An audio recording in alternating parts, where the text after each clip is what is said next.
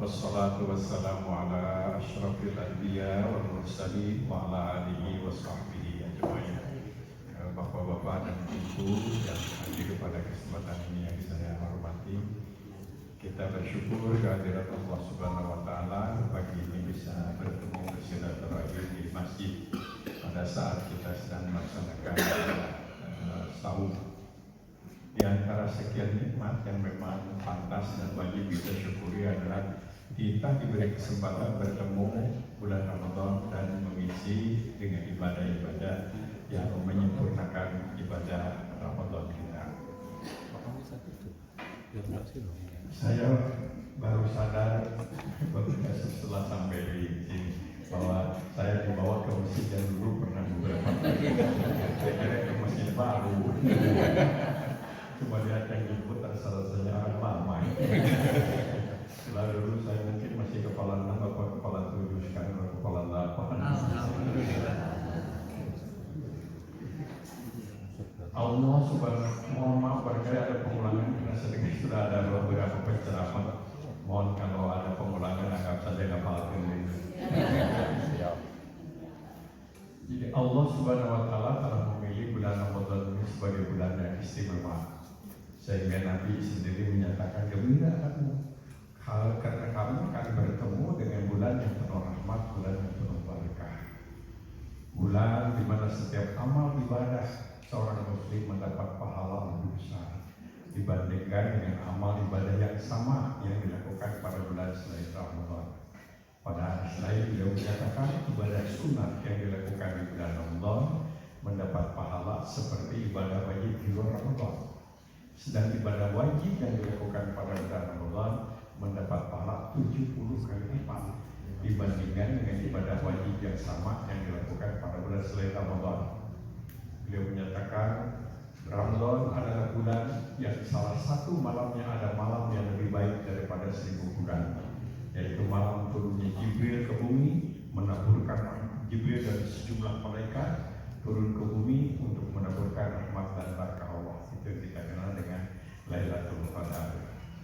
Jadi nanti Lailatul Qadar namanya juga Lailatul Qadar pasti malam hari, pasti malam. Nah, cuma tanggal berapa tidak disebutkan. Kalau disebutkan ini tanggal ganjil, tergantung kita. Mulainya tanggal 11 atau tanggal 12. Jadi beda. Ya, dua-duanya. Allah Subhanahu wa taala memang telah memilih bulan Ramadan ini sebagai bulan yang istimewa. Pertama adalah pelantikan Nabi menjadi Rasul usia 41 tahun di bukit di Jabal Nur, bukit cahaya di Gua Hiro. Kalau kita umroh biasanya jika dibawa oleh pemimpin di sana itu ke Jabal Nur itu. Kalau dulu naik sampai 1 jam lebih, tapi kalau sekarang lebih cepat karena sudah ada tangga-tangga yang begitu. Nah, tapi kalau turun memang hanya 1 menit bisa, tapi langsung meninggal dunia.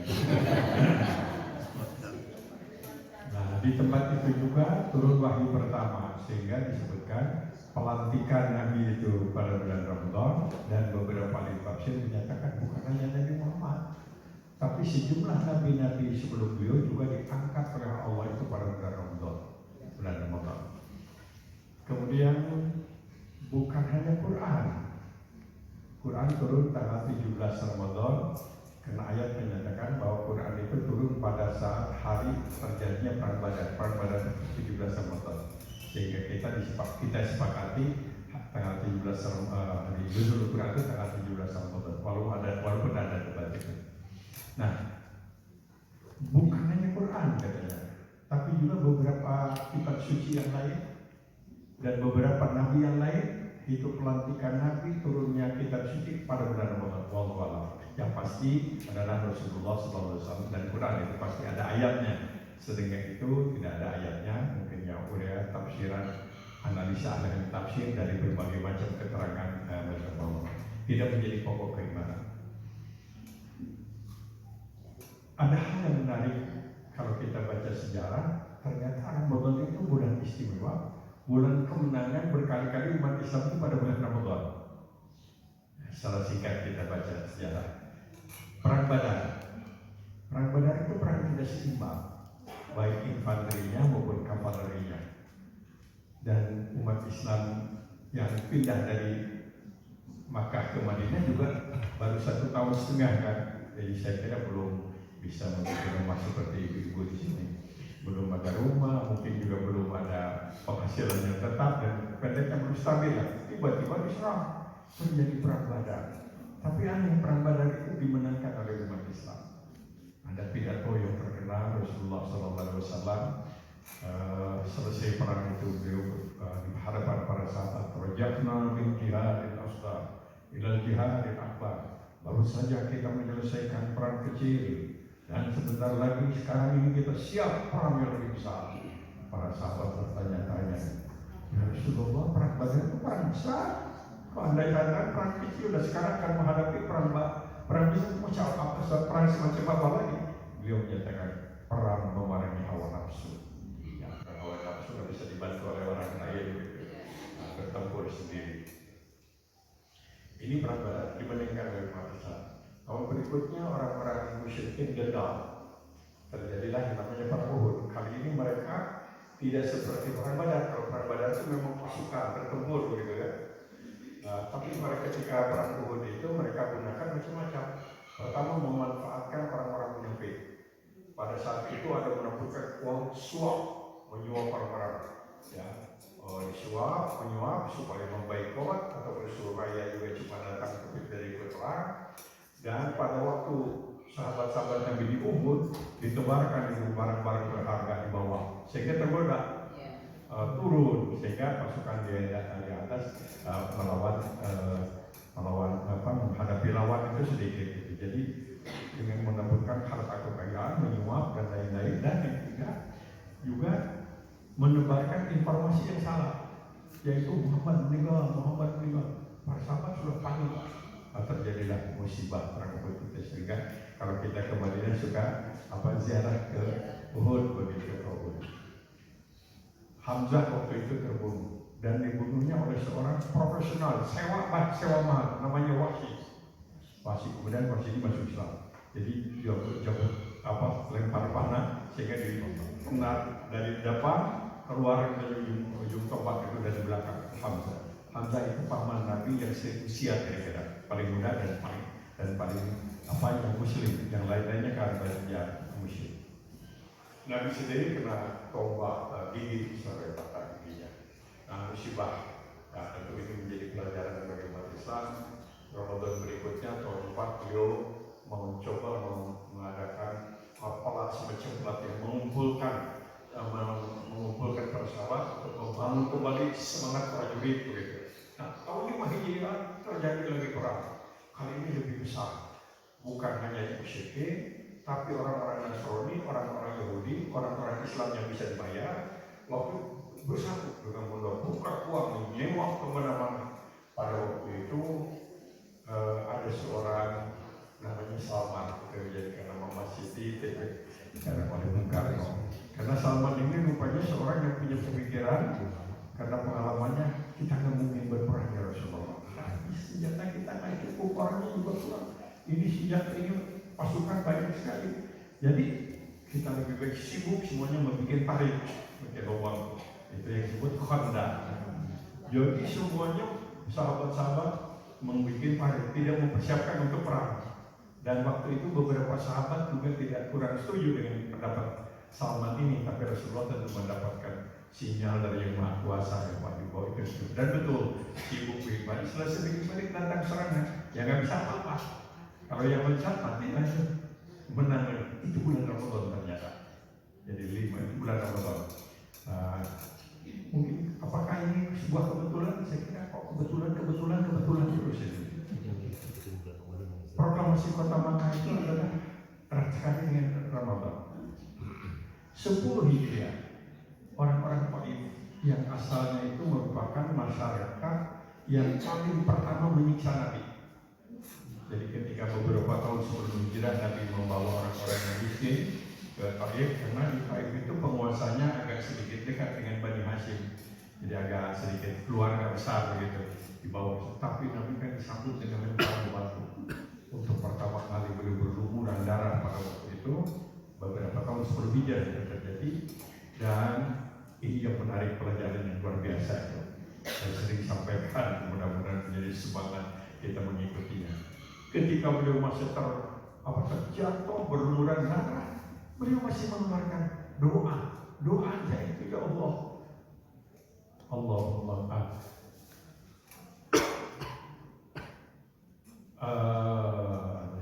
sepedanya begini isinya, Tuhan, Allahumma hdi qaumi innahum qaumun la ya'lamun. Jangan kau turunkan azab, jangan kau turunkan azab kepada orang-orang yang menimpali aku dan menyiksa aku. Katanya beliau menyebut begitu itu karena malaikat Jibril dan malaikat menawarkan, Muhammad minta saja kepada Allah untuk mereka bagikan itu dulu tanahnya, minta kepada Allah. Malah Nabi berdoanya, Allahumma hdi qaumi innahum qaumun la ya'lamun. Jangan kau turunkan azab dan siksa kepada orang-orang itu. Mereka bukan penjahat, ya Allah, bukan. Mereka orang yang belum tahu bahwa aku Rasulmu. Berilah mereka hidayah petunjukmu supaya mereka menjadi sahabat-sahabatmu. Rupanya secara besar-besaran terjadi pada tahun 10 bulan Ramadan. Seluruh orang Taif, ribuan orang Taif pada waktu itu menyatakan diri masuk itu juga Ramadan, bulan Ramadan. Nah, ini pelajaran yang sangat berharga tentu saja, seperti yang dipesankan oleh Nabi kepada para sahabatnya di Madinah. Islam tidak pernah mengenal dendam. Dendam adalah musuh iman. Kalau kalian beriman, kalian tidak akan dendam. Kalau kalian dendam, kalian tidak benar beriman. Itu besar berulang-ulang. Dan ternyata kemenangan adalah diperoleh oleh Rasulullah SAW dengan semangat yang tidak dendam itu. Selanjutnya, nah itu di zaman Nabi. Kita baca dari sejarah proklamasi dinasti Abbasiyah, Baghdad, yang memimpin umat Islam dan dunia ilmu pengetahuan 500 tahun, mengalihkan pusat peradaban Athena Yunani ke Baghdad, melahirkan karya-karya akademik luar biasa sampai sekarang itu monumental, yang melahirkan pemikir-pemikir besar. Itu adalah pada periode Baghdad kejayaan Islam. Itu proklamasinya ternyata pada bulan Ramadan. Panglima Utsbah bin Nafi berhasil menaklukkan Afrika. Dipilihnya sedang saum Ramadan, prajurit sedang berpuasa. Tariq bin Ziyad menyeberang ke Afrika Utara tahun 99 Hijriah. Itu ternyata bulan Ramadan bisa mengalahkan tentara Eropa. Untuk pertama kali umat Islam menginjakkan kaki ke Eropa, daratan Eropa. Ingat ada pidato Tariq itu dikutip. Ketika perahu-perahu dibakar di daratan Eropa, dia berpidato, silakan kalian pulang ke negeri kalian dengan risiko mati konyol dimakan ditelan global atau bersama saya untuk mendapatkan surga. Oh, apa dapat mengalahkan tentara Prancis. Bulan Ramadan. Salahuddin Al-Ayyubi, panglima Islam yang terkenal pada waktu perang salib, perang lama itu, pada satu peluang untuk mendapatkan kemenangan ternyata pada bulan Ramadan. Sedang prajuritnya sedang saum puasa. Tentu nggak boleh lupa bangsa Indonesia. 17 Agustus 1945 adalah pada bulan Ramadan. Soekarno Hatta ngomongin proklamasi itu pada bulan Ramadan. Sekali lagi, apakah ini kumpulan kebetulan? Tapi pastinya betul terjadi. Nah, yang lebih menarik lagi, kalau kita kajian mendalam karya-karya akademik, ternyata karya-karya akademik yang monumental, yang luar biasa. Sebut saja beberapa ulama, Imam Syafi'i, namanya sampai sekarang ada orang fanatik ingin mengikuti pendapat Imam Syafi'i. Karya Al-Um itu, buku fikihnya diterjemahkan ke dalam puluhan bahasa, sampai sekarang menjadi bahan pegangan para ulama di besar. Al-Um itu lebih karya Ramadan. Ihya Ulumuddin, buku yang menggambarkan gambaran tentang moral, tentang akhlak. Iya, sampai sekarang diterjemahkan kepada beberapa bahasa, sampai sekarang masih menjadi rujukan dari mulai pesantren sampai di UIN itu bisa jadi rujukan. Di abad ke-19 Said Qutb, Mahmud Qutb, pemikir-pemikir besar, ternyata beliau memanfaatkan Ramadan itu untuk melahirkan karya-karya akademik dan ternyata monumental. Sekali lagi, ini bukan kumpulan kebetulan, tapi memang betul-betul terjadi. Ramadan itu memang bulan istimewa. Jadi pantas kalau Rasulullah SAW gembira, kalian bertemu dengan bulan Ramadan. Jadi jangan sampai begitu Ramadan itu kita mau aing batis kawal itu wis puasa deui. Jangan mengeluh. Baik, ini catatan sejarah yang saya sempat baca. Walau malam ini bukan Quran ya, tapi fakta sejarah aja. Jadi kalau salah juga tidak bukan menjadi Quran, tapi fakta-fakta itu adalah dicatat oleh sejarah. Nah, kita apa ini bulan Ramadan? Kalau pemilu sudah selesai lah, nggak usah dipikirin, capek. Jadi kemana belok. Jadi ya tentu yang paling pertama, yang utama kita laksanakan adalah saum. Harus saum yang berkualitas. Perintah saum Al-Baqarah 183 dan lanjutan ayat beberapa ayat itu turunnya di Madinah setelah hijrah Nabi. Tapi tradisi saum sudah biasa dilakukan oleh sejak dulu tak sudah biasa saum. Nah saum Rasulullah SAW di Mekah itu ditetapkan menjadi saum atau saum sunnah 10 Muharram. Terus yang ditambah dengan tanggal 9 karena tanggal 10 Muharram Yahudi juga puasa. Kemudian 13, 14, 15 dan beberapa saum sunnah itu sudah diamalkan oleh Rasul sejak beliau berada di Mekah. Caranya sama. Malah Nabi sempat mensosialisasikan, mengajarkan kepada para sahabat melakukan saum Daud. Saum yang biasa dilakukan oleh Nabi Daud dan Nabi Sulaiman. Dua nabi yang menjadi penguasa dunia tanpa pemilu. Dua orang yang paling kaya tanpa korupsi. Nabi Daud dan Nabi Sulaiman. Sedunia dia penguasanya itu. Amalannya apa? Yang diabadikan, tentu banyak amalan. Yang diabadikan oleh Rasulullah SAW adalah Salatu Daud, Saum Daud. Saum Daud adalah saum sehari tidak. Itu jadi amalan jadi saum sunatnya. Tapi ibu kalau melakukan saum Daud jangan bulan Ramadan. Bulan saum Daud di luar Ramadan. Karena Ramadan sudah ada patokan. Nggak boleh saum nazar bulan Ramadan, nggak ada. Saum qadha bulan Ramadan. Ya sekalian korban apa Ramadan. Lain lagi itu. Nah itu saum.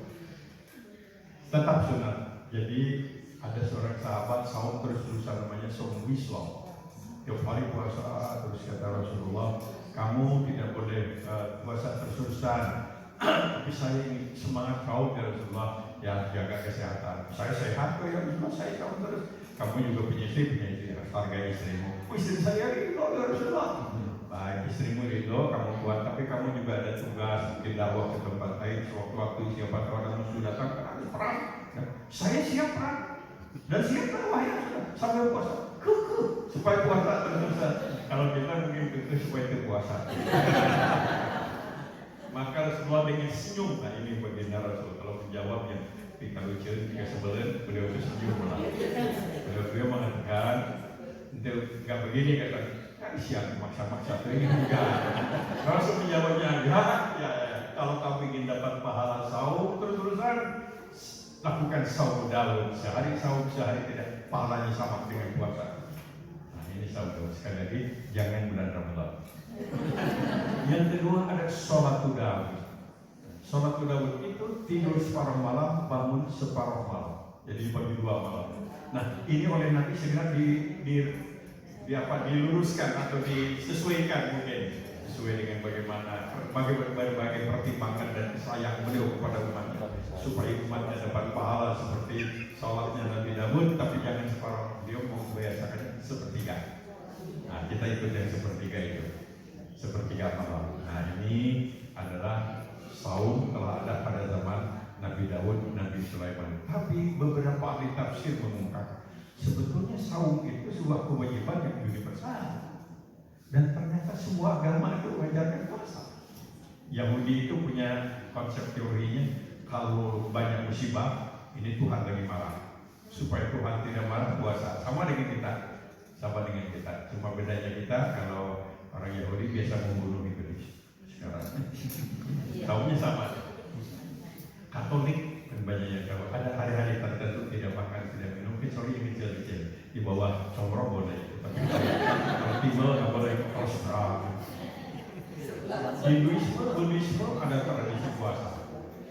Untuk Buddhism sampai sekarang itu, jadi semakin lama tidak makan tidak minum betapa semakin tinggi kualitas keimanan. Begitu menurut teologi Hindu dan Buddha. Satu-satunya agama paling tidak menurut yang saya ketahui yang tidak mengajarkan puasa itu adalah Konghucu. Padahal masih Yunani kuno, Jepang kuno, Cina kuno, Mesir kuno biasa itu puasa itu. Tapi dalam agama agama yang kanut orang Cina kebanyakan itu tidak ada puasa. Tapi ada yang menarik. Beberapa tahun yang lalu ada Chinese datang ke rumah, dia membawa uang, mau titip zakat, datang. Titip zakat, saya puasa Ji. Kamu puasa? Puasa.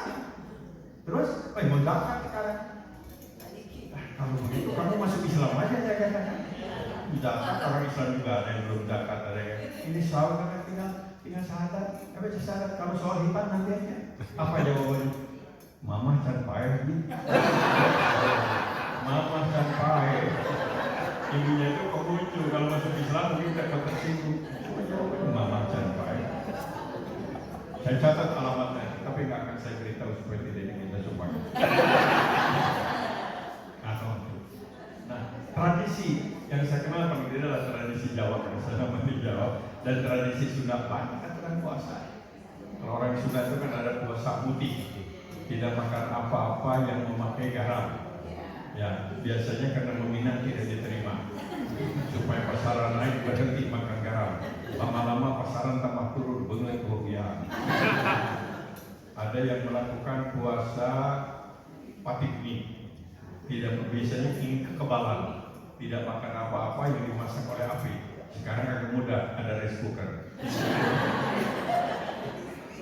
Ada yang melakukan puasa ngalor, tidak makan apa-apa yang dimakan oleh kalor, supaya kecuali yang dimakan kalor, mungkin supaya kuat bagadang dan supaya kelelawar. Ada yang melakukan puasa matang peluh. Terus terang, saya melakukannya itu pada tahun 50 sekian waktu keluar dari SR. Masuk pesantren di Sukabumi, senior saya mengatakan, kamu ingin pintar? Iya ingin pintar. Matang puluh, kamu apa matang puluh? Nggak boleh makan ikan, nggak boleh makan daging, nggak boleh makan telur 40 hari. Jadi yang dimakan apa? Apa? Nasi, dia bilang, kangkung apa? Iya. Saya lakukan bu, gitu. Saya lakukan, makanya bisa jadi ketua RUI. Gara-gara matang puluh, bayangkan 40 hari 40 malam, kangkung apa? Kalau saya lihat itu ikan, daging kiriman ayah saya dimakan oleh senior. Ini aturan enak di sini, gak enak di dunia. Nah, saya cepat aja, semuanya puasa itu gak boleh. Sahur dalam Islam hanya 1 jam, gak boleh puasa ini. Ya bahwa kita tidak akan makan ini, maka silakan, tapi bukan ibadah. Nah, silakan aja itu. Jadi jangan melakukan puasa yang seperti itu. Sahur dalam Islam hanya 1 jam. Seperti yang biasa kita lakukan itu. Beberapa penjelasan ada sahur yang dilakukan oleh para nabi itu, tapi tidak eksplisit dalam Quran, beda dengan Daud tadi. Katanya Nabi Adam. Nabi Adam itu kan mendapatkan kehormatan, diangkat menjadi khalifah. Malaikat protes, Allah menjelaskan, Allah berilmu, sehingga malaikat diperintahkan untuk mengakui, setelah mengakui hormat kepada dia Nabi Adam, sujud dan di dalam Al-Baqarah itu. Nabi Adam mendapatkan juga anugerah masuk surga, tapi ada pesan jangan hampir pohon ini, ya, pohon ini. Atau dalam hadis kata jangan mendekati buah kulit. Nabi Adam rupanya iblis itu menggoda, membujuk. Nabi Adam melakukan itu, memakan buah kulit itu, menghampiri pohon. Terusirlah beliau. Katanya diturun di India. Saya bukan di Cimahi. Ada lain. Nah, beliau melakukan pertobatan. Dan awal pertobatan itu saum. Setelah saum beliau membaca doa, doanya diwariskan kepada kita yang menjadi baik, menjadi doa kita ketika melakukan pertobatan. Rabbana dzalamna anfusana wa illam taghfir lana wa tarhamna lanakunanna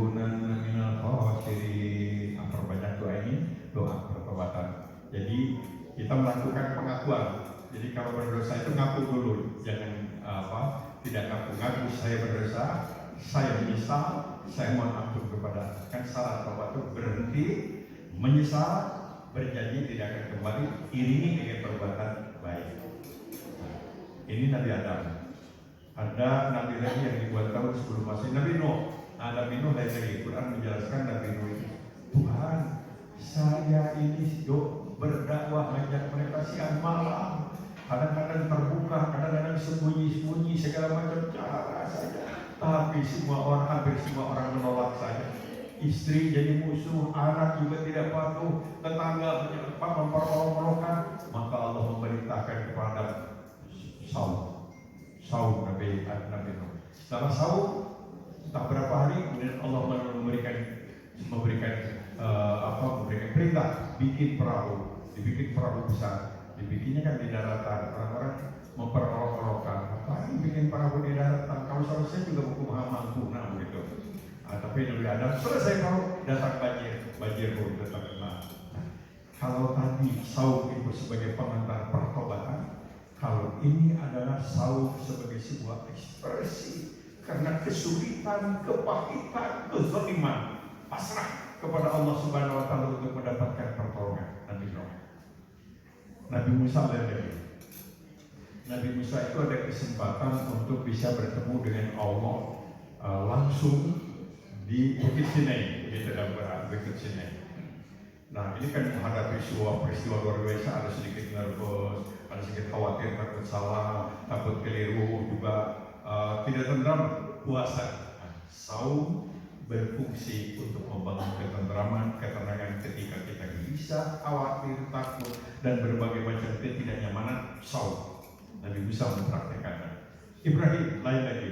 Nabi Ibrahim diputuskan oleh penguasa Namrud karena dialog menang terus. Nabi Ibrahim itu debat menang terus begitu. Akhirnya karena dia punya kekuasaan, udah bakar supaya tidak banyak pengikutnya, biar masyarakat menonton. Dibikin api unggun besar. Sebelum dibikin api unggun besar, mungkin Nabi Ibrahim sudah dikucilkan gitu. Nabi Ibrahim Saum memohon kepada Allah Subhanahu Wa Taala. Dan setelah Saum itu Allah memerintahkan langsung pada Al-Quran, ya narukuni bardawu wa salaman ala Ibrahim. Api dingin kamu kepada Ibrahim, tetap panas kepada kayu bakar dan kepada yang lain-lain. Itu ada dalam Quran, ibu bisa baca itu. Ya, masuk swalayan baca. Ya narukuni bardawu wa salaman ala Ibrahim. Insya Allah ibu ditangkap satpam. Dan naonan. Jadi saya ingat lagi tahun berapa itu, awal-awal saya jadi dosen di ITB, waktu itu ada debus, main debus dari Banten, main debus. Saya tulis malah pada waktu itu, dan kemudian tahun sekian saya tulis menjadi sebuah karya tulis saya. Jadi amalannya itu orang debus yang kebal-kebal itu satu, ya kowi ya mati. Itu nama-nama Allah, Maha Kuat dan Maha Tangguh. Ya Allah, ya Qawi, ya Matin, ya Allah, ya Qawi, ya Matin, ya Allah, ya Qawi. Saya berikutan karena saya ingin membuktikan kan banyak pertanyaan dari mahasiswa. Kemudian ayat tadi, narukuni bardawu wa salaman. Waktu itu, itu apa saya? Itu suka juga nggak apa-apa. Pohon pisang putus, apa ini? Potong, itu bisa. Wah, terus saya melapor daripada jadi dosen, kayaknya gue kayak gini. Pasang tenda, tiap bulan masuk bayar lumayan. Lamunan gitu, tapi tidak ditakdirkan oleh Allah, pokoknya harus tetap jadi dosen. Jadi pada waktu betul saya bergolok apa-apa, cuma sakit aja tertekan. Pada saat akan dilemparkan ke api, saya nggak mau. Siun. Saya pikirkan, waduh ini gimana kalau saya dibakar, celana terbakar, ya cowok saya. Bagaimana ini ketua MUI beli diri di depan. Nah ini adalah awal. Tapi yang mati itu sifat Allah. Ada para ulama yang ulama sufi mengedarkan kalau ingin agak kuat begitu, tapi nggak apa-apa kalau itu nama Allah kan. Ya Allah, ya Qawi, ya Matin. Asal untuk kebaikan. Ya Allah, ya Qawi, ya Matin, ya Allah, ya Qawi. Sama lah ketika kita minta rizki kan ya Razak, ya Ghani, ya Karim, ya. Tidak pantas kalau kita minta rizki ya Qahhar, ya Jabbar, wa Izzat yang maha beri siksanya, beri kami rizki kan tidak pantas. Nah, ini adalah kemudian Yusuf. Yusuf surat lengkap itu cerita Nabi Yusuf dan surat Yusuf itu kan difitnah oleh ibu negara pada waktu itu sampai dia masuk penjara. Padahal Nabi Yusuf itu yang dipaksa, tapi itu ceritanya dalam surat di penjara. Karena di penjara itu beliau saum. Rupanya ada teman senasib penjara itu. Ya, tidak disebut orang di mana. Dia mimpinya itu begini ada dalam kata Nabi itu, kamu akan keluar sebenarnya. Oh betul. Ada lagi yang mimpi kita berkata kamu akan mendapatkan kebenaran, akan dihukum berat. Betul juga. Nah, keluar kan tadi yang keluar besar. Pada saat dia keluar tidak lama raja mimpi.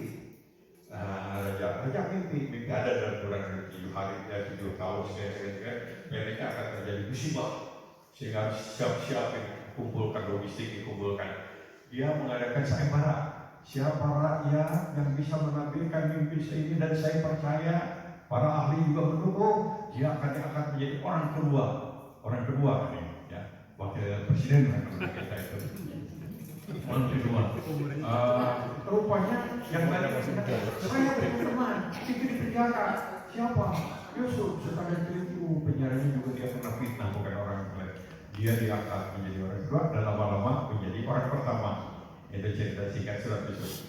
Nah, ini adalah diawali dengan saum. Di sini adalah saum sebagai ikhtiar spiritual untuk menegakkan keadilan. Saum ikhtiar spiritual untuk mendapatkan pertolongan Allah supaya yang zalim, yang jahat dibuka oleh Allah Subhanahu Wa Taala.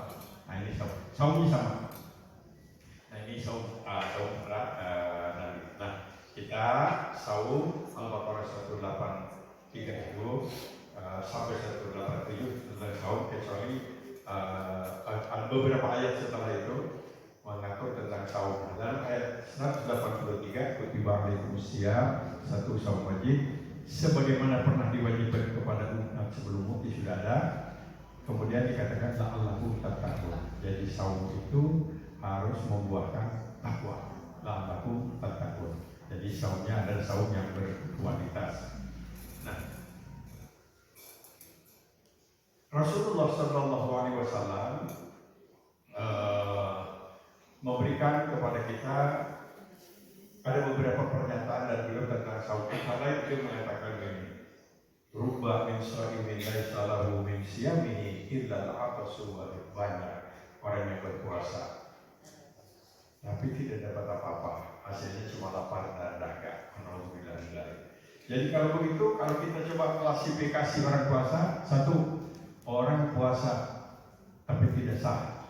Kenapa? Salah aturannya. Pokoknya beberapa tahun yang lalu Mensulama dapat laporan ada beberapa ngakunya ustaz atau guru begitu yang mengajarkan Islam itu untuk seluruh dunia.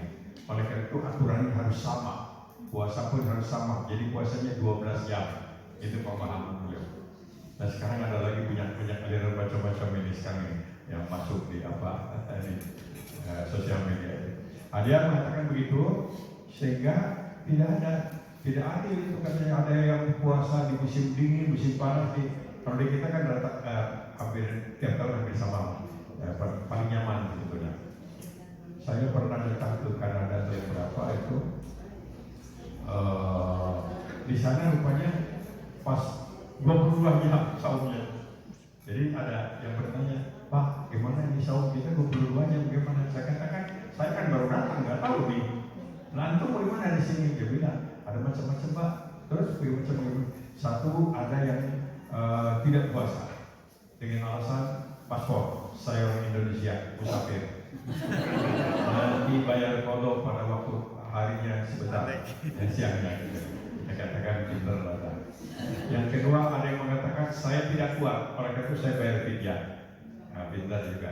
Ada yang ketiga nekat sampai nyampai begitu 22 jam. Tapi kuat juga bisa ada puasa. Tapi ada yang keempat Pak, gimana? Puasa. Ya, puasa tumpah waktunya disesuaikan dengan waktu Garut katanya. Dia asli Garut. Saya bilang yang terakhir yang ngaco itu. Kecuali kalau memang sahurnya di Garut, terus berangkat ke Kanada, nanti bukannya di Garut lagi. Nah, boleh menyesuaikan dengan waktu Garut. Nah, itu tegasan. Kalau yang kedua, ada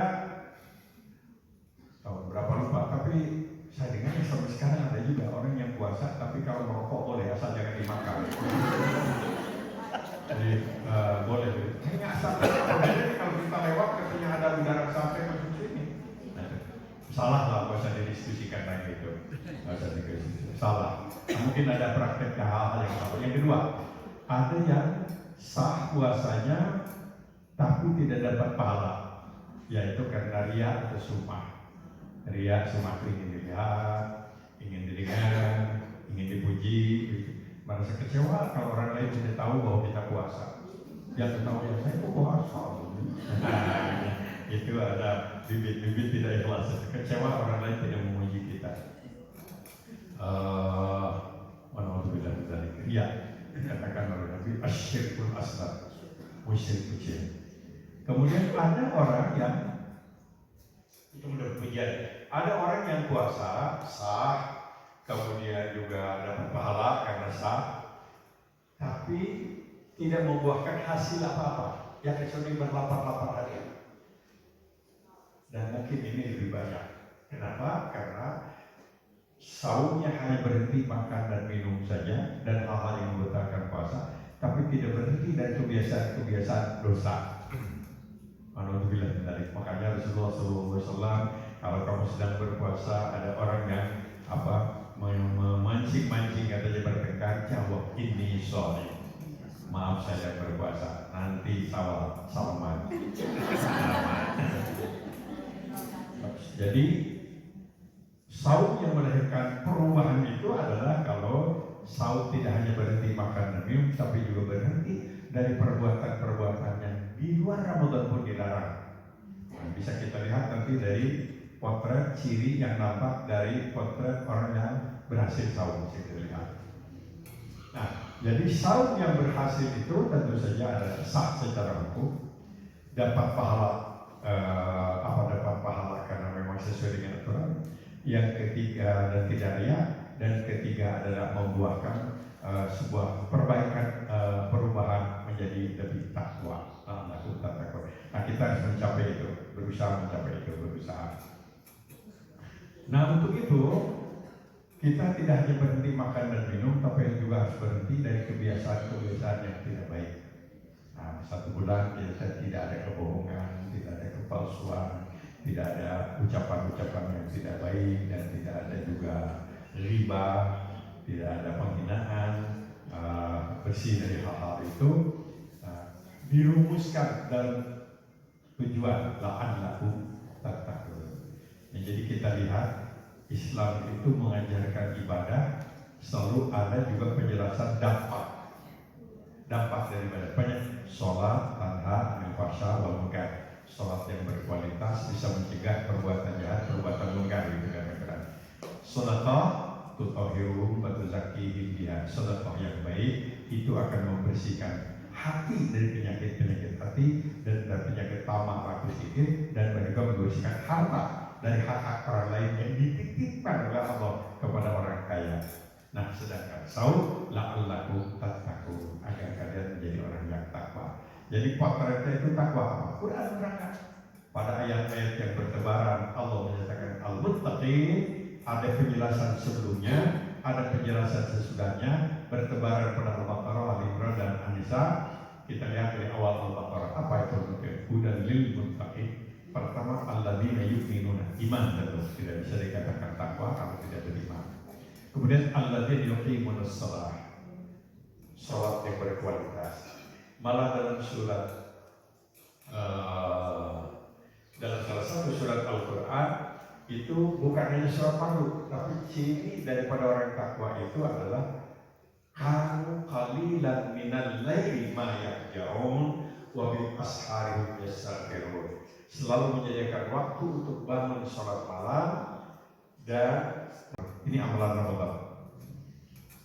tentang perintah sholat malam ini saya sering berulang kali menyampaikan ketika Rasulullah SAW sedang mengalami puncak penghinaan, pelecehan, ya, memperolok-olokkan, dihina, dikirim dukun segala macam. Waktu itu Rasulullah betul-betul sangat tertekan. Allah memberikan resep. Resepnya itu tercantum pada surat Al-Muzammil beberapa tahun sebelum hijrah. Dan surat Al-Muzammil itu ada katakan, hei orang yang masih berselimut, artinya belum bergerak. Ada makna yang tersirat. Kamu dihina, kamu jangan dendam. Kamu tidak boleh marah, marah tidak pernah menjadi solusi, dan kamu juga tidak boleh putus asa, tugas bersuci. Jadi harus bagaimana? Qumil laila, bangun salat malam, serahkan kepada Allah Subhanahu wa taala. Qumil laila, separuh malam, kurangi sedikit atau lebih dari separuh malam. Yang kedua, warattilil Qur'an tartila, dan baca Quran dengan tartil. Inna sanulqi 'alaika qawlan tsaqila. Kalau kamu lakukan sholat malam, kamu baca Al-Quran, aku akan berikan kepadamu harisma bil kasar. Harisma bukan karena kaya, bukan karena gelar, bukan karena darah biru, bukan karena kedudukan, tapi harisma yang diberikan oleh Allah. Janji ini bukan hanya untuk Nabi, sebab Quran juga untuk kita, juga bisa untuk kita. Sholat malam, baca Quran. Nah ini, kata sahabat Ibnu Abbas, setelah turun ayat surat ini, Nabi terus memelihara sholat malam sampai 22 tahun lebih, hampir tiada malam tanpa sholat malam. Dan sampai kita 22 tahun lebih tidak pernah sholat malam. Kita menemukan resep-resep spiritual dengan sholat malam. Dengan sholat malam, saya ingat sampaikan tahun 70 sekian, masih waktu itu di ITB saya mengadakan satu kelas. Tolong kamu teliti, ini banyak orang yang silakan siapa saja, kalau setiap mahasiswa sekian orang. Isinya ada beberapa pertanyaan. Pertanyaan yang ingin saya sampaikan adalah, coba bedakan misalkan orang yang biasa sholat malam dan biasa baca Quran. Kesimpulannya, orang-orang yang biasa sholat malam dan baca Quran relatif lebih tangguh dibandingkan dengan mereka yang biasa sholat subuh kebenaran. Lebih tangguh. Saya tulis, karena itu selain bahan lama, juga bahan tulisan saya nulis buku kafar, Kortor Allah juga. Itu menjadi buku yang termasuk paling laku, tapi tidak dijual di sini. Nggak boleh jualan di masjid. Kemudian tahun 80 sekian, saya bikin angket dengan teman-teman yang asisten dan lain-lain. Kali ini yang diteliti adalah usia di atas 40 tahun, malah kebanyakan di atas 45. Yang pertanyaannya hampir sama, yaitu tentang sholat malam dan kebiasaan baca Quran. Jawabannya yang lebih menarik lagi, yaitu orang-orang yang biasa sholat malam dan baca Quran, rata-rata kepikunannya ditangguhkan, tidak cepat pikun. Ininya masih kuat. Wallahu a'lam, wallahu a'lam.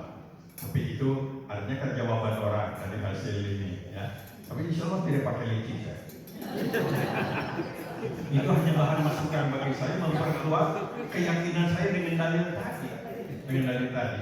Rasulullah SAW memberikan resep kepada keluarga yang stres, bertengkar terus, macam musibah lagi.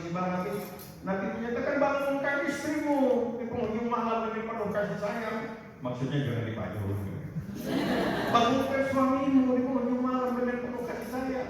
Fayaquma, suami istri bangun salat malam. Wa yadhkuranillah, dan suami istri berzikir pasrah kepada Allah. Apa jawaban Allah dalam hadis qudsi saya? Aku malu kalau aku tidak memenuhi keinginan mereka. Aku malu kalau aku tidak mengabulkan doa mereka. Sampai Allah menyatakan malu kalau doa tidak dikabulkan. Nah, ini resep dari Al-Quran, dan saya sudah melakukan uji coba seala kadarnya, tapi jadi tambah yakin. Sholat malam, baca Quran adalah resep segala-galanya. Ciri orang takwa itu adalah sholat malam. Jadi terutama Ramadan jangan sampai tinggalkan. Gak bisa di masjid, kan banyak pertanyaan, lebih baik di masjid, lebih baik di rumah. Saya katakan dua-duanya baik, dan tergantung. Mungkin di masjid sambil silaturahim atau sambil juga ada pengajian mengajar di rumah, mungkin juga ada keperluan untuk menghiasi rumah. Jadi maksud saya jangan bertengkar, debat terus itu capek debat. Jadi silahkan aja lah, ibu saya di rumah karena anak saya ada di rumah. Memang ada ketentuan sholat fardu untuk pria di masjid, itu jelas dalilnya.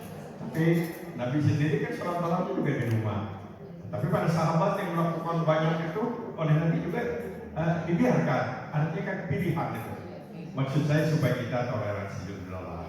Mana yang paling barangkali sampai silaturahmi memakmurkan masjid, masa masjid dibikin tidak dimamurkan dan lain-lain seperti itu. Tapi mungkin ada cuma kalau di rumah dan atas bapak juga taruh di rumah, tetap bapak jadi imam.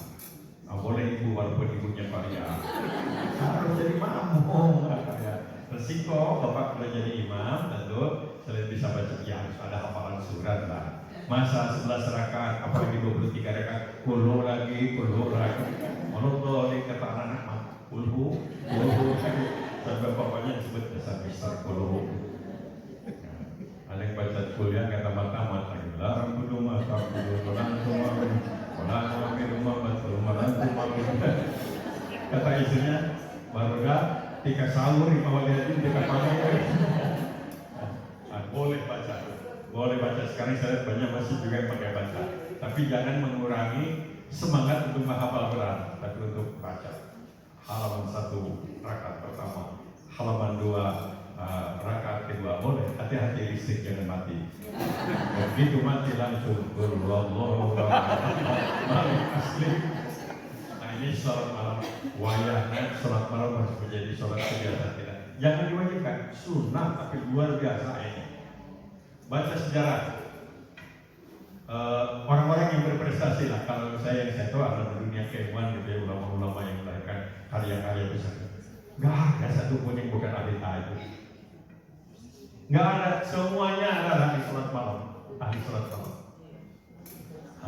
Kita yakin aja karena Quran sampai memberikan resep kepada Nabi ketika dalam keadaan tertekan dihina sholat malam. Tentu kalau sholat malam, sholat fardunya sudah baik ya. Jangan sholat malam tapi subuh kesiangan. Ada tambahan lagi dalam surat Ad-Dariyat. Surat Ad-Dariyat kanu qalilan minal laili ma wa bil ashari yastaghfirun. Memperbanyak istighfar di waktu sahur. Sediakan waktu barang beberapa menit setelah selesai sahur untuk istighfar. Paling pendek astagfirullahaladzim. Kalau ingin lengkap melaksanakan perintah surat An-Nasr. An-Nasr itu surat Hidayah Rasulullah, surat pendek tapi Madaniyah, turunnya di Madinah. Yang pendek-pendek rata-rata di Makkah. Tapi ini Madaniyah mengabadikan peristiwa yang bersejarah yaitu Futuh Makkah. Kalau sudah datang pertolongan Allah kepadamu, kau akan lihat orang-orang kafir yang berbondong-bondong serta menjadi pengikutmu. Lantas Allah menyatakan, kau menang, kau sukses, kau gembira. Lantas jangan merasa suci diri, karena yang maha suci hanya Allah. Kau menang, kau sukses, jangan kecewa ketika orang lain tidak memuji kamu, karena puji kepunyaan Allah. Dan kemudian istighfar. Dalam setiap kesuksesan sering-sering juga ada dosa menyakiti orang. Itu luar biasa. Fasabbih bihamdi rabbika wastaghfirhu. Sucikan Allah, memuji Allah, istighfar. Subhanallah wa bihamdihi subhanallahil azim astagfirullah. Saya sering ditanya kenapa Pak ketika sukses kita istighfar. Saya katakan contohnya begini aja Pak. Kalau seorang ibu belanja ke tukang sayur murah, dia gembira, alhamdulillah tukang sayur rugi. Yang jual sayuran murah ketika bapak itu tampil menjadi seseorang dipilih, bapak gembira. Jangan lupa yang terkalahkan itu tersakiti itu. Malah sebutnya juga dilogimi kalau kalah itu. Jadi sebelum kita menang, orang lain sakit. Kita sukses, orang lain dikecewakan. Hampir selalu begitu. Jadi luar biasa mirip itu. Subhanallah wa bihamdihi subhanallahil azim astagfirullah. Terutama ujung malam boleh tentu dibaca di waktu-waktu yang lain. Ini kembali sholat malam dan baca Al-Quran. Perang takwa. Yang selanjutnya wa mimma razaqnahum yunfiqun. Ciri saum yang berhasil yaitu takwa itu adalah selalu siap berbagi, siap memberikan harta yang masih dicintai Allah, yang masih dicintai. Nah, ada pernah kepada Pemda, setuju nggak? Bisa kalau ada yang minta mobil pemerintah kalau bisa dicintai diberikan, uji ke mana? Saya katakan saya mau coba mobilnya ibu yang nulis Pak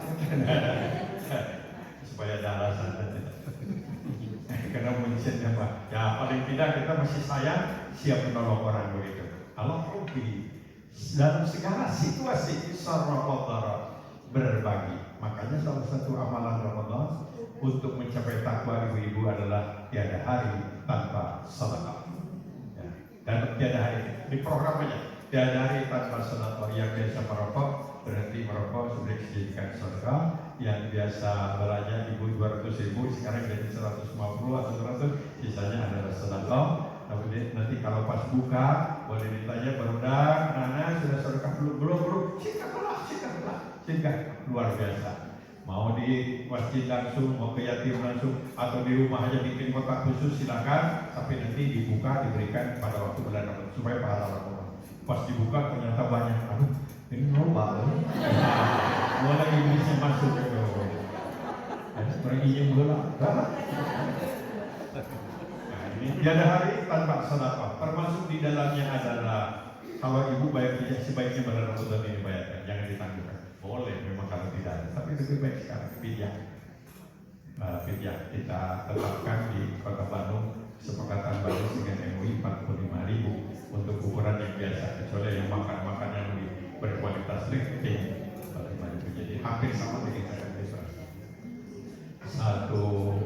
Satu hari tidak sahur pijak. Membayar pijak beri makan 2 kali karena sahur dengan buka. Boleh juga dalam bentuk infak biasa, atau yang lebih monumental lagi adalah wakaf. Sudah dibahas, itu sudah ada lembaga khusus akan ada badan ambil zakat Pak Nuh bekas Menteri Pendidikan, ketuanya itu, dan di tiap sampai daerah tingkat 2 sudah ada badan wakaf itu. Maksudnya untuk karena wakaf Indonesia itu banyak. Cuma banyak yang kemudian wakaf jadi milik pribadi. Saya sendiri agak disibukkan itu dengan tanah-tanah wakaf yang kemudian meninggal dunia yang wakifnya keluarga jadi masalah, jadi harta warisan dan lain-lain. Jadi ini juga barangkali penting kalau ini wakaf segera selesaikan, ada sertifikat wakaf. Ada terobosan-terobosan wakaf itu tidak hanya kita wakaf kalau sudah punya tanah, punya bangunan atau paling tidak punya Quran, punya uang receh pun bisa wakaf. Namanya ada wakaf kolektif. Disatukan satu keluarga wakaf, kayak jalankan wakaf. Bang bedanya apa? Penggunaannya. Nanti untuk harus monumental wakaf kolektif. Ada wakaf cicilan wakaf oleh Salman sekarang menggerakkan cicilan wakaf. Kemudian ada wakaf dana abadi. Nah saya dan teman-teman di Salman sekarang sedang dikembangkan. Saya memimpin Sinergi Foundation juga melakukan wakaf produktif. Jadi uang wakaf itu tidak hanya diberikan bangunan tapi dikelola, tapi ada yang tanggung jawab. Jadi saya dengan beberapa teman pengusaha kita sepakat ya, kalau rugi kita menjawab bismillah Pak, ayo wakaf. Jadi punya di pastor punya ampera itu wakaf produktif. Kita ada ampera. Jadi hasilnya kemudian di Lembang kita bikin juga ada rumah makan jenderal. Kemudian kebetulan tanahnya dari paman keluarga Pak Masuti. Kemudian juga ada kopi, ada. Nah itu wakaf produktif. Jadi produktif, tapi harus ada tanggung jawab. Karena wakaf itu jangan hilang. Wakaf bisa wasiat wakaf.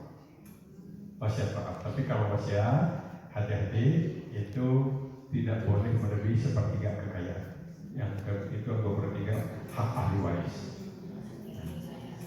Dan tidak boleh wasiat kepada ahli waris. Kalau wakaf pasti bukan ahli waris kan. Kalau wakaf kan untuk kepentingan sosial. Malah ada seorang ibu bekas mahasiswa saya di farmasi, dia mengatakan Pak saya ingin wakaf tapi karena banyak keperluan jadi saya ikut asuransi. Terus gimana? Ya asuransi Pak, katanya nanti kalau sampai saya meninggal dunia di wakaf, kalau saya sampai selesai asuransinya sampai pendeknya saya meninggal dunia atau masih terus pendeknya itu untuk wakaf. Jadi semacam cicilan wakaf.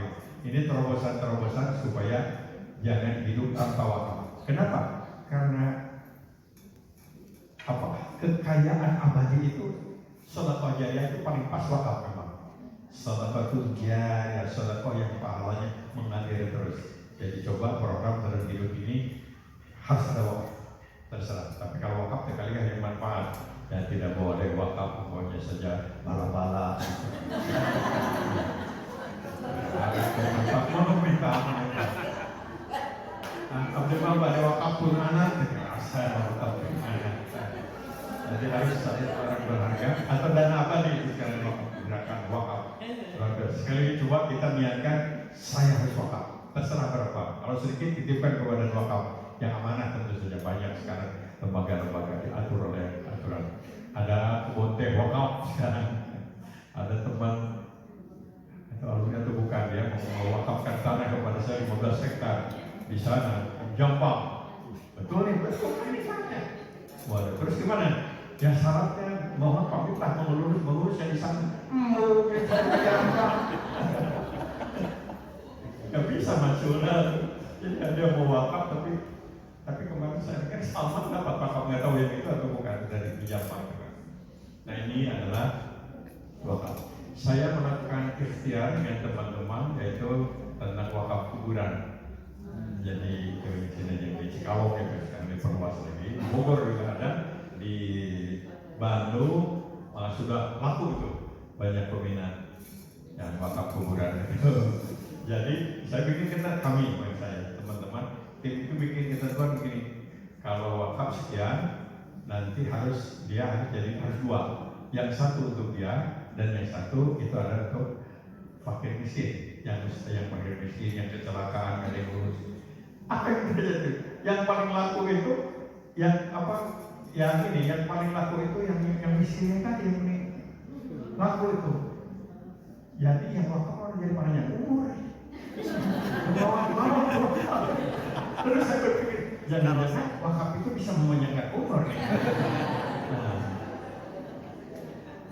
Ini fakta betul dulu di Cikalong itu. Jadi yang laku itu yang gratis, yang kena celaka, karena sebenarnya yang tidak mampu. Sedangkan yang wakaf itu malah panjang umur. Memang saya kepada bekas murid saya katakan, ente mau wakaf kuburan atau di kuburan? Di kubur. Mending wakaf atau Pak? Apa ini wakaf? Enggak bisa ada, paling tidak barangkali wakaf Quran itu di daerah masih banyak yang nggak bisa beli Quran. Bisa. Nah ini wakaf. Ya dari ciri takwa. Selanjutnya apa lagi? Nah ini selain tadi sholat berkualitas, ibadah harta, ada karakter, akhlak. Eksplisit Quran ini. Quran mengatakan pemimpin itu adalah pemimpin yang bertakwa. Kemudian dijelaskan apa? Selain dari iman, sholat dan lain-lain, berbagi al-kazimin al-ghaidha. Dia memiliki kemampuan dalam pengendalian emosi kemarahan. Orang takwa itu adalah bukan pemarah. Seorang sahabat, saya lupa namanya, datang kepada Nabi, ya Rasulullah, saya sudah sholat, saya sudah saum, saya juga zakat, apalagi nih kewajiban saya ingin menjadi muslim yang baik. Kata Nabi, la ta'udhu, enggak diamak siap gitu kan. Tapi Nabi nggak pernah suasya. Jangan marah, kata sahabat, ente kalau kita jadi orang Islam, jadi orang baik, ahli surga, hanya tidak boleh marah. Dia terjun ke masyarakat, terjun dalam segala macam aktivitas, baru dia sadar ternyata yang paling sulit jadi orang Islam itu bukan sholat. Yang paling sulit jadi orang Islam yang baik itu nggak boleh marah. Ini potensi diamalkan di mana-mana aja. Cabok, yang tingkat kehelan, tingkat sebelah, ada kegagalan, kesulitan, ternyata yang paling sulit itu ini jadi orang Islam. Dia bilang, sampai datang kepada Nabi, ya Rasulullah, ternyata yang paling sulit jadi orang yang soleh itu nggak boleh marah. Sholat mudah segala macam, tapi nggak boleh marah. Yang paling sulit itu kata Nabi. Ingat, ketika kamu sedang marah, jangan ngomong, kata Nabi. Sebab ngomongmu tidak terkontrol, dikuasai oleh iblis dan setan. Jangan ngomong, istighfar. Nah ini juga resep spiritual. Kalau ibu sedang marah, jangan bicara. Lebih baik menyesal tidak bicara daripada menyesal berbicara. Sebab bisa direkam sekarang ini. Mama ini, nyarikan papa ini, mama ini. Lantas Nabi mengatakan, jangan bicara istighfar. Marah itu bagaikan api, kata Nabi. Api itu bisa padam oleh air. Wudhu kamu, wudhu. Kemudian para ulama menambah, kalau nggak bisa wudhu, surah wudhu masih gimana? Sholat. Sebab paling tidak sedang sholat nggak mungkin marah. Sebab kalau sedang sholat marah, batal sholat. Ini resep-resep sederhana, tapi saya yakin ini resep yang universal. Jadi besar. Jangan keluarkan ucapan ketika marah. Sebab kita nggak bisa mengontrol ucapan kita. Lebih baik tahan, istighfar, astagfirullahaladzim. Tapi jangan istighfarnya dengan istighfar marah. Astagfirullahaladzim, astagfirullahaladzim. Istighfar popolot. Al-Kadhimin al-Ghaidha, potret keberhasilan ibadah. Mari kita ukur di bulan Syawal. Masih kena amuk-amukan, kena tamak, jamak roh atau tidak? Ini potret keberhasilan ibadah Syawal. Boleh Bapak dan Ibu dah saling koreksi. Mama, puasa deh. Cepat minta kamu. Al-afina an-nas. Orang yang takwa itu berjiwa besar. Siap memaafkan orang lain. Al-afina an-nas. Orang pendendam biasanya nggak pernah tentram, nggak pernah tenang. Pikirannya kusut terus. Nggak tentram, nggak tenang. Pikirnya terus bagaimana mencelakakan orang. Berbeda dengan orang yang berjiwa. Ya sudah, memang namanya juga manusia, bukan malaikat. Tapi menyinggung perasaannya bisa dirasakan, serahkan kepada Allah SWT. Ya sudah, serahkan aja. Apalagi kalau kita balas seperti Nabi tadi mencontohkan, doakan. Orang dizalimi, doa dikabulkan, doakan dia supaya jadi baik. Tapi jangan doa dendam. Al-Qadhi al-afina an-nas tuma'a. Al-mufuna bi'ahdihim idza ahadu. Orang takwa yang berhasil dididik oleh ibadah saum itu selalu tepat janji. Kalau dia lebih baik sulit berjanji daripada mudah berjanji, mudah pula menyalahi janji. Ini akhlak-akhlak yang biasa, yang penting, dan kita rasakan betapa pentingnya memenuhi janji. Sampai disebutkan kan sepertiga kemunafikan itu mudah janji, mudah menyalahi janji, menolong janji tadi. Dan kalau janji juga tetap kita tawadhu, tidak sombong, harus menyatakan insya Allah. Insya Allah, bukan insya Allah sunnah. Insya Allah sunnah itu menolak pelan-pelan. Mampir, insya Allah, balik ke sana. Itu ada ambil di rumah untuk kamu, insya Allah. Lain insya Allah. Jadi insya Allah kita sering-sering menolak pelan-pelan. Insya Allah kalau akan insya Allah. Tidak usah pakai janji wallahi, tidak perlu. Itu sumpah itu terakhir saja ada sumpah dalam ajaran Islam, tapi ada konsekuensi. Itu termasuk salah satu di antara 3 perbuatan yang kalau salah kena kifarat, harus puasa 3 hari. 1 pakai sumpah ternyata salah, yang kedua nazar tidak disampaikan, dan yang ketiga seorang suami mengharamkan istri. Seorang istri mengharamkan istri dengan haram kamu. Nah, haram itu haram betul. Haram betul. Baru halal, suami itu harus puasa 3 hari atau memberi makan 10 fakir miskin. Ada dalam Quran itu aturannya 3 hari. Nah, ini sekali lagi dalam banyak, makanya kalau kita sampai bersumpah atas nama Allah itu harus betul-betul memang yakin. Tapi memang Islam mengajarkan, dan dalam pidana Islam sumpah itu bisa berfungsi seperti saksi. Nggak ada saksi dengan sumpah itu. Sebab kenapa? Kalau dua saksi dia dosa besar. Memenuhi janji. Al-mufu nabi ahli idza ahadu, kemudian as-sabirina fil ba'sa'i wad dharra. Sabar, tabah ketika menghadapi kesulitan dan penderitaan. Kesabaran. Idza fa'alu fahishatan aw zalamu anfusahum. Kalau terlanjur berbuat dosa dan salah, ia tidak pernah melakukan pembelaan. Ya, pembelaan bersilat kita. Yang saya maksud adalah ini, maksud saya begini, tidak seperti itu. Ini pembelaan. Sudah bohong, melakukan pembelaan dengan kebohongan lagi, tambah besar dosanya.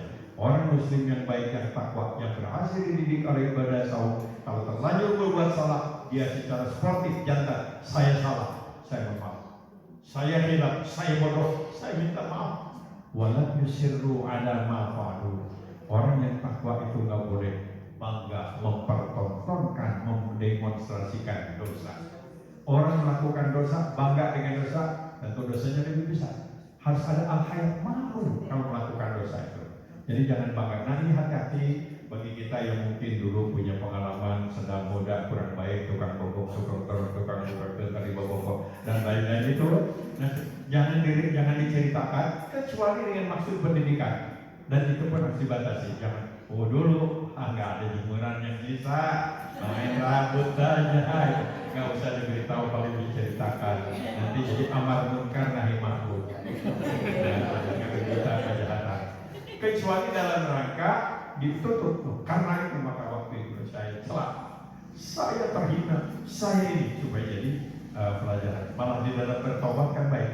Ketika kita bertobat, doa Nabi Adam, Rabbana ulamna wasana wa ilanta bilana wa tarhamna lanakunanna minal khasirin. Nabi Adam kan ada pengakuan, saya zalim, saya jahat, saya salah. Atau Nabi Yunus, la ilaha illa anta subhanaka inni kuntu minaz zalimin. Ya Tuhan, tidak ada Tuhan selain Kau. Saya zalim Tuhan, saya boleh silakan dalam tapi tidak kepada manusia, pada manusia.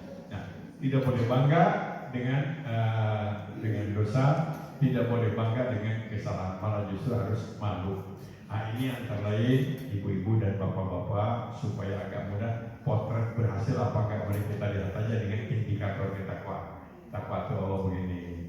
Nah, orang yang baik, kalau kita siapa saja bisa melaksanakan saum dengan kualitas yang baik, dikawal dengan sedia lengkap di sholat malam, kemudian dikawali dengan ibadah-ibadah yang melengkapinya, banyak zikir, bibir dan lidah banyak bahasa menyebut nama Allah, banyak menolong orang lain, terutama untuk bapak-bapak juga banyak berkunjung ke rumah Allah masjid. Maka setelah proses hisab, setelah hisab di mahsyar, nanti katanya akan terlihat sebuah bangunan dengan pintu namanya Ar-Rayyan, dikhususkan itu untuk para nabi, para rasul, para syuhada, dan orang-orang yang saum, melaksanakan saum dengan saum yang berkualitas baik. Mudah-mudahan kita termasuk itu. Alhamdulillah, ibu dan bapak-bapak, mohon maaf kalau ada pengulangan yang ibu bapak mungkin sudah sering mendengar. Mudah-mudahan ini menjadi dorongan kepada kita untuk meningkatkan kualitas saum kita pada hari-hari berikutnya, dan kita diberi kesehatan jasmani dan rohani. Assalamualaikum warahmatullahi wabarakatuh. Waalaikumsalam.